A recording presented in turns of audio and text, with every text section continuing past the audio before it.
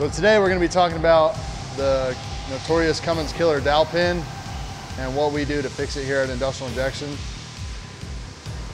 Cummins 4BT 12 valve and 24 valve engines all have this alignment dowel for the timing case, and over time this will rattle out, vibrate out, and drop into the cam gear and go in between anywhere in the case here or in between the pump gears and crack the case.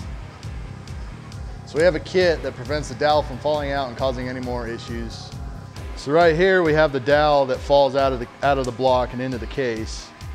We have this kit. If your dowel has already fallen out and you're buying a new timing case, you will need to replace this dowel. And it is supplied with our kit along with the locking tab, the crank seal, and the timing cover gasket. So the design of this locking tab is meant for both styles of timing cases, whether it be 4BT 12 valve or 24 valve. Right here, if you notice, there is a flat section. So you would flip this to the flat side and install it just like that with the bolt going through the center.